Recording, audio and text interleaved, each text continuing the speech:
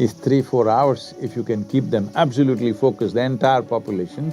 Right now, this morning, we can initiate the entire world into a practice. Believe me, we can prove this to you. They don't know we're teaching them, they just stayed focused. But by the end of 3-4 hours, they will know how to do Shambhavi Mahamudra. Those days, the bombers did not have the kind of technology they have today, they had to physically see it. So there was thick cloud over that city. So they flew to another city and dropped it there. The randomness of it is even more cruel. It was not even a focused effort to neutralize something. It is a random effort. It's okay, somebody you bomb, all right? Either this guy or this guy, what does it matter? Shoot somebody.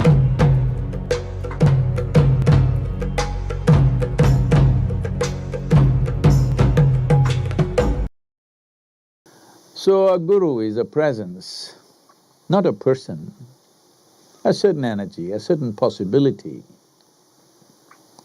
To make use of this, all you have to do is open your door. All you have to do, open your door means, Sadhguru, how do I open my door? You know, Hanuman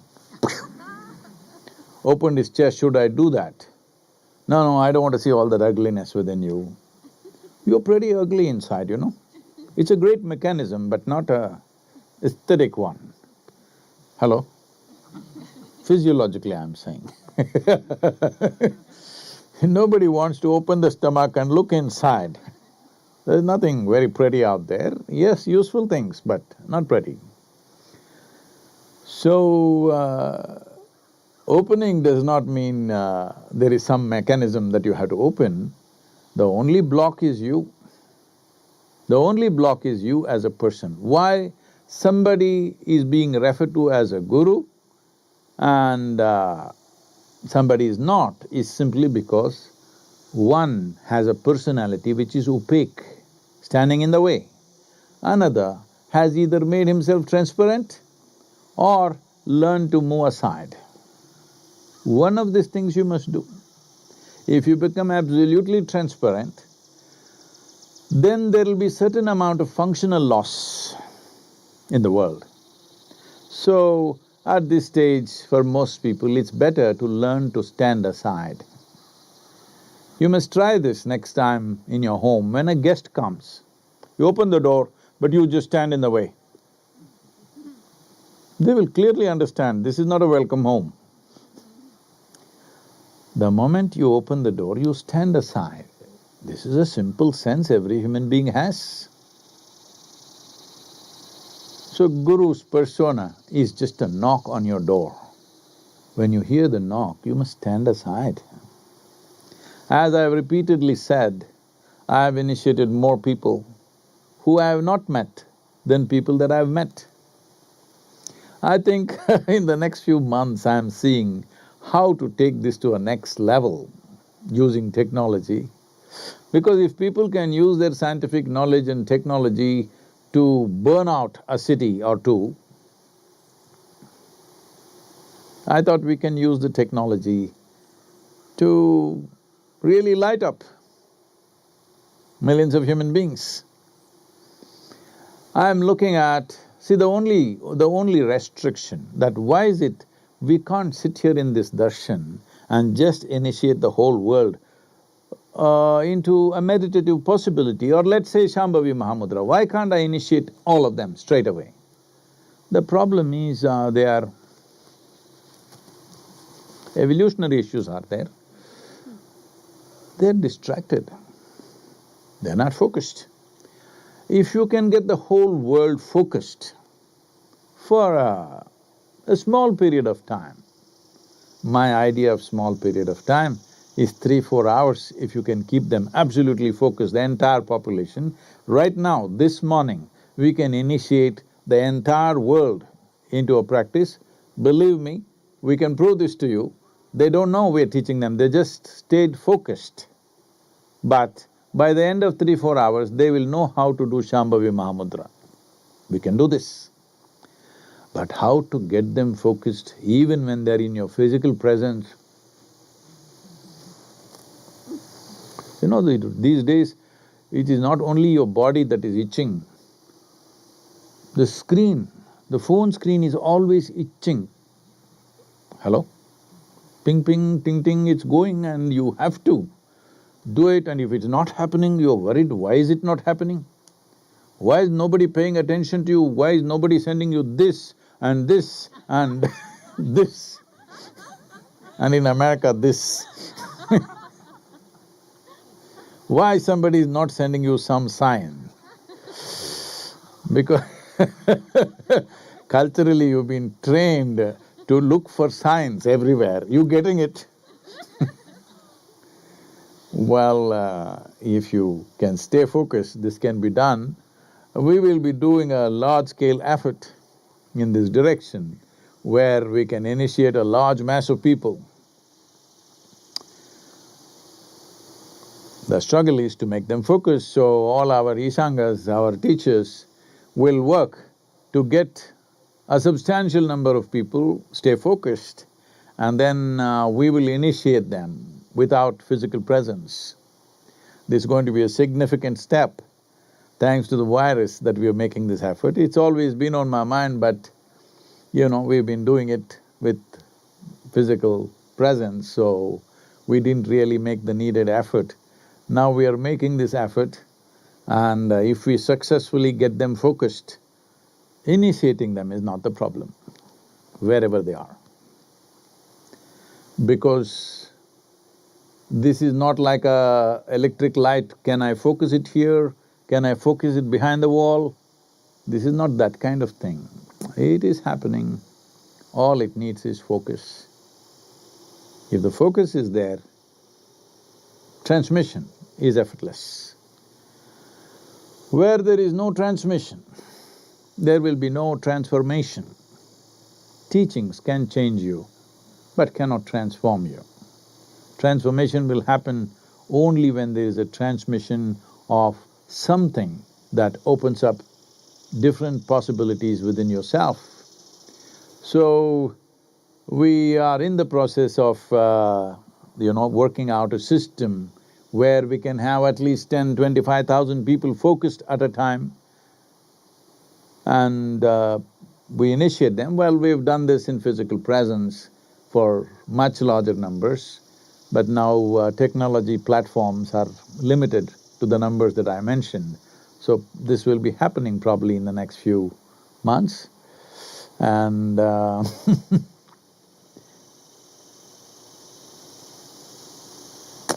this is an unfortunate remembrance. We celebrate anniversaries of everything, don't celebrate this day.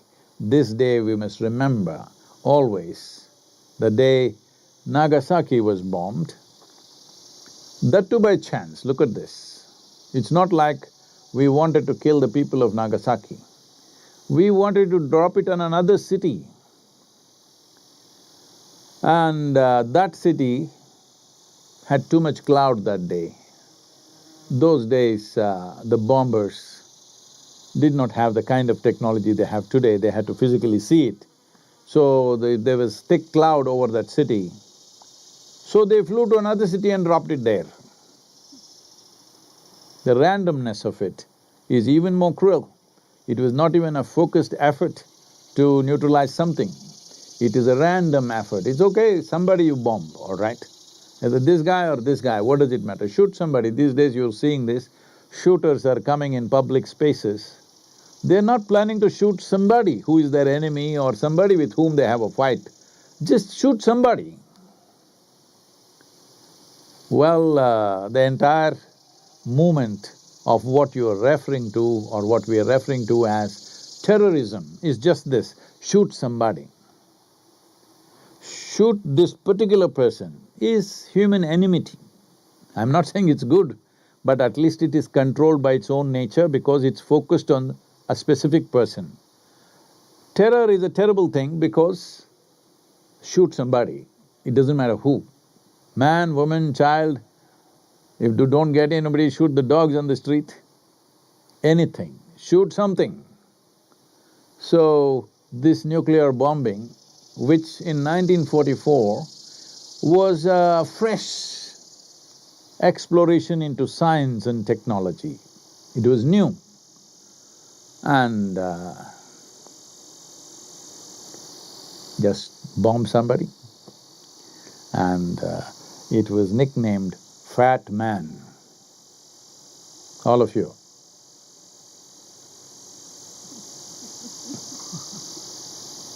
Today is a day to determine yourself that you will not be that fat man representing a bomb which is randomly hitting somebody. I'm talking about another cause. Because 30% of the world's population is starving, malnourished, and more than 30% is obese. This is also random bombing. So please take care of that also. And that city which is called as Kukura, which had clouds, we have a clear sky today, we don't know who has any intentions for us. That city, Kukura, which was cloudy, today is being appreciated as the luckiest city in the world because the bomb was intended for them, but went to somebody else. So, this has been the nature of human existence, that we have organized prejudice in the form of race, religion, caste, creed, and the new racism is nationality. Which passport I hold will determine who I want to kill. Yes, if I hold this passport, I want to kill you. If I hold another passport, I want to kill that guy. So, this organization of prejudice is there unfortunately in human mind. Individuals can work how to transcend that, but when it gets organized in these forms, then this is not experienced as prejudice, this is experienced as patriotism. This is experienced as a very positive thing. Well, unfortunately, the world's realities may be such that still nations are confronting each other, but we must understand all this is rooted in organizing our prejudice. Today, the world's survival or nation's survival may be still dependent upon it. But is it not the aspiration of human beings to naturally see how we can live in the highest possible way, whether it's going to happen tomorrow morning or after 10 years or 1,000 years, but is it not important that every human being aspires that in some way you're liberated, both as individual, as societies, as nations, and as humanity on this planet? Because this aspiration is not my idea. This aspiration is the very basis of your being, because being means it has evolved to a place where it doesn't want to be tangled up. Well, because you tangle up in reflection of your physiological and physical survival instincts, this is why endless suffering. Simply sitting, standing, people are suffering. Nothing need to happen. Everything is fine, they will suffer.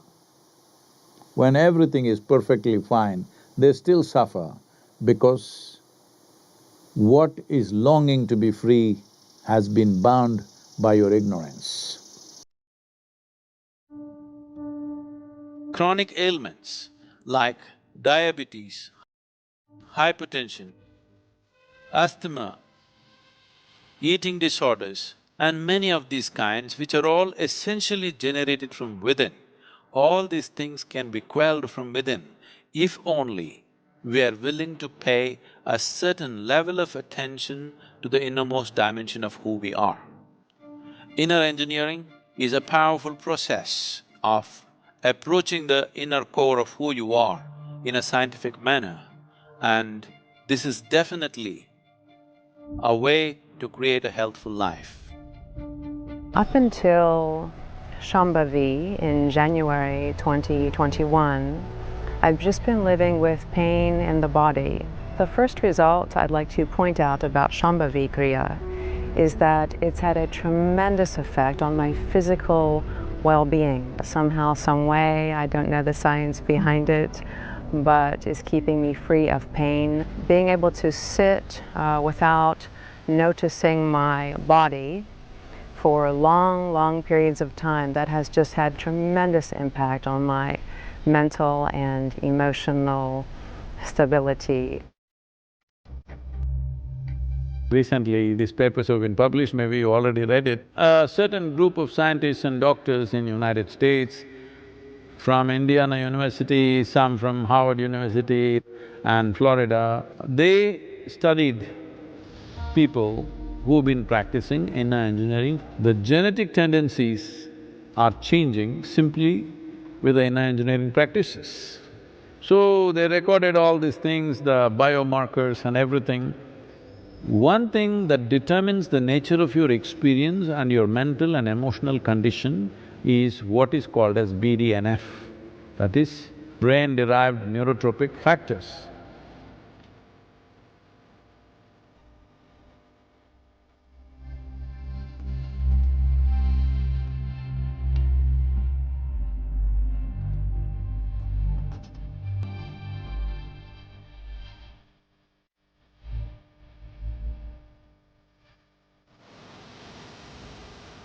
So the BDNF is higher in a positive way, threefold in 90 days. That means keeping your emotions in balance, keeping in a good state of experience and sharpness of mind and pleasantness of experience shouldn't even be a problem. There is another dimension. You know what is a cannabinoid? In India it is known as ganja, or everywhere else it's known as marijuana. In different places it's known by different names. But essentially, these are plant extracts which have a certain influence on the mood and experience of the person. But there are millions of cannabis receptors both in your brain and across the body. Because you are supposed to produce it, you're not supposed to smoke it. So now, with the inner engineering practices, it's clearly… the biomarkers clearly establish that your endocannabinoid production is significantly higher. That means you are stoned by yourself. You don't need any outside help. But the impact of the endocannabinoids compared to the cannabinoids that come from outside are very, very different. It makes you intoxicated and super alert at the same time, because along with it, certain other secretions happen. I took inner engineering. Like I said, this is a yoga class, so it's not like a place where you go to quit smoking. That's not what it's designed for. But because of taking this class, after a week, I completely stopped smoking. That's after at least 20 years of smoking, a pack a day. I just quit in a week. And then I quit smoking marijuana a week later. I started smoking marijuana when I started smoking cigarettes. Then anti-anxiety pills, gone. Within the month, I stopped drinking, I stopped smoking, I stopped doing all the drugs. They were all gone, which is amazing. And it happened so effortlessly when I look back. And I didn't go to this class to quit those things.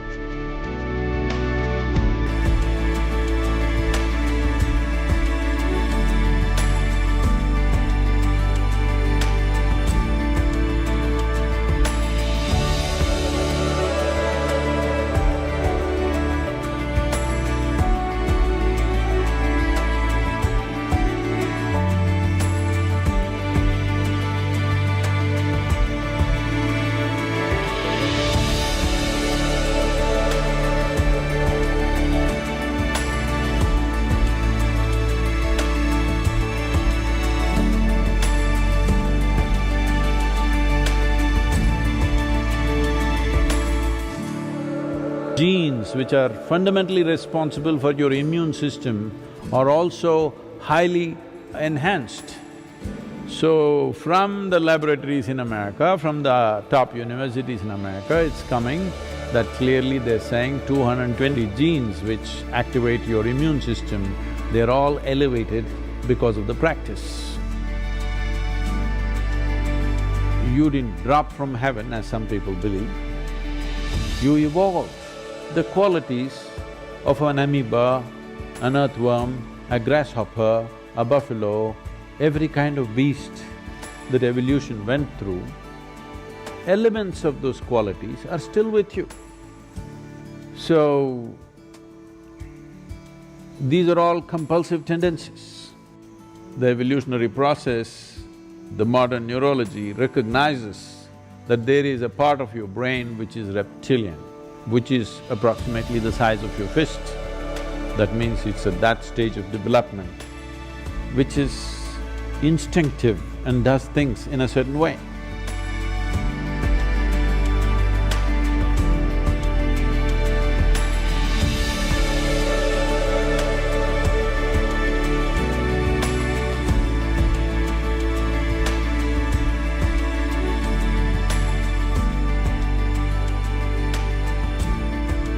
But over that, a flower of cerebral cortex evolved.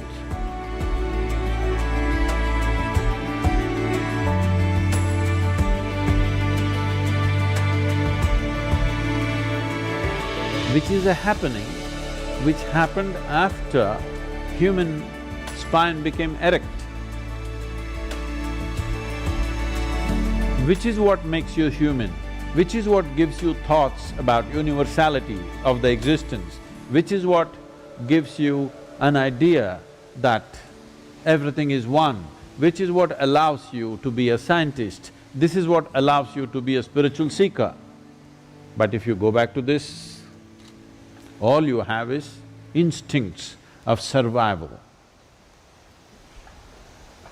So the entire process, the human effort through education, through spiritual process, through meditation, everything is to move away from this and function from the outer dimension, which is a more recent happening, but this gives you a sense of seamless way of approaching life. If you go to the reptilian brain of who you are, fixing boundaries is all that you know. So whenever you are having problems with people around you, always wanting to fix your boundaries, this is mine, this is yours, my space, your space, my air, your air. When it comes, you must know you gotten here. Now the spiritual process, the yogic dimension is looking at how to make this, because if you function only from one aspect of your brain, it'll work, but not enough, you're not using all of it. There is evidence to show that the reptilian brain can become more transparent and starts communicating with the outside part of the brain. There are experiments, there are studies which show that with certain practices of meditativeness, reptilian brain, which is always about fixing boundaries, will begin to communicate with the outer part of the cerebral cortex and it function as one brain. So I don't know if you should. The flower should open up, and that is why you will see all the imagery in the yogic culture, flower, flower, small flower, small flower, small flower, big flower. It opened up. If it opens up, now human intelligence is functioning in a very unifying way, not in a divisive way, not in a way that you will become exclusive, you will become inclusive. Inclusiveness is not a philosophy. Inclusiveness is the nature of the existence. No other creature is able to realize this. They're all busy fixing boundaries. The dog is peeing all over the place, not because of urinary problems, but he's establishing a kingdom, pea kingdom, of course.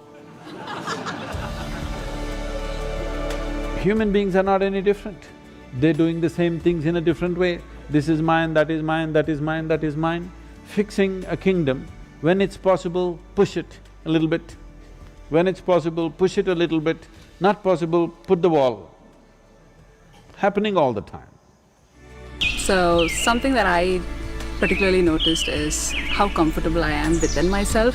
My insecurities seem to have reduced a lot. My relationship with others also had improved significantly. I think I became more inclusive than what I was before.